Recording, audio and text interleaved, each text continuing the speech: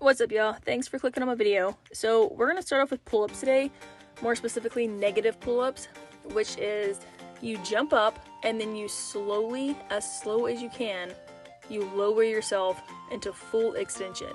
The key here, you don't let yourself drop once you've gotten to where you're maybe like 2 to 3 inches from full extension. That's the most important part right there. The same point at which you get stuck when you're pulling yourself up, that point is the when it's most important when you're lowering, to control the lower past that sticking point until you're fully extended. Negatives are a great way to build your body strength up to be in a controlled manner, to be able to then do full pull-ups without getting stuck at that sticking point. For me, I also tend to pull more from my right side, so the negatives is me also trying to teach my left side to do its job so I can really focus on it.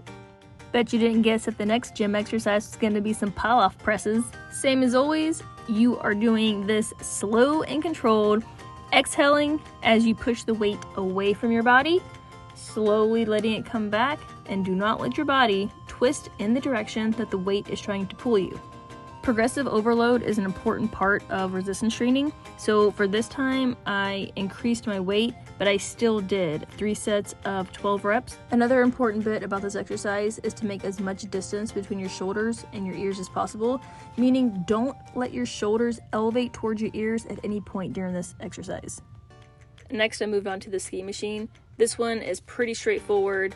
You're bracing your core and you are pulling the ropes down as hard and fast as you can without breaking form. And for this one, I did 3 sets of 35 seconds. Now moving on to some RDLs. So look at this form here. You see how I sit back before I actually lift the weight?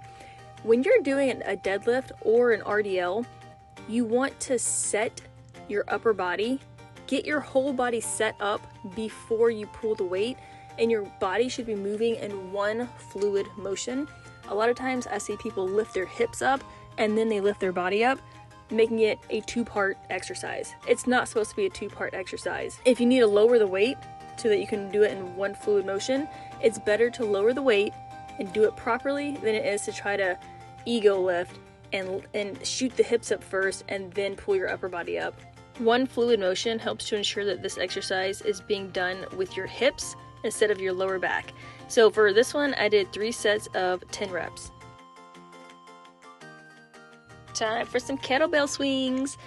I'm a weirdo, okay? I'm a weirdo, and I feel like I need to make sure that both my feet are equally spaced apart on either side.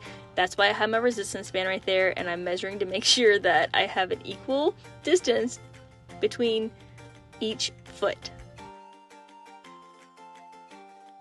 Kettlebell swings are a great hip hinge exercise, meaning you bend back, you're pushing your hips back versus down, and you don't want to go into a squat position. You want to push your hips back, keeping your back flat and neutral, your core is braced, and you want to think of your arms as dead weight, meaning you're not lifting your arms, you're letting the kettlebell swing forward with momentum, but you're not lifting it with your arms. It's the momentum from thrusting your hips forward that brings the kettlebell up into the air. So I did 2 sets of 20 reps for the regular kettlebell swings, and then I decided to have fun with it and do a squat with a kettlebell swing. And in that case, yes, you can do a squat, but this one's more challenging, so I only did 10 reps for this one. And it is so important to keep your core fully braced throughout this whole exercise to protect your spine. Then I moved on to some single leg weighted step ups. It is so important to not jump off your back leg during this exercise. You are cheating your front leg if you jump off your back leg. The front leg is the star of the show. Don't take away from the star. I performed 2 sets in the sagittal plane, which means going forward and backwards. When you're doing this in the sagittal plane, it's going to put more emphasis on your quads, but also the glute max, and your glute max is the biggest glute muscle that you have in your body. I then switched to doing lateral step-ups, same rep count on each side, 8 reps either side, and when you're doing it laterally, it's going to put, it's harder, okay? And it puts more emphasis on your glute medius, which is your side glute muscle, and that is in charge of stabilizing your hips. And for this exercise, the key thing to remember is to not let your knee cave inward. You want to think about it tracking in the same direction as your big toe. And so one of the things that I like to tell my clients is to push your knee outward. And that helps to remember to keep it out and to not let it cave inward. Okay, last exercise that I recorded are the single leg explosive hip thrust. This one is so fun.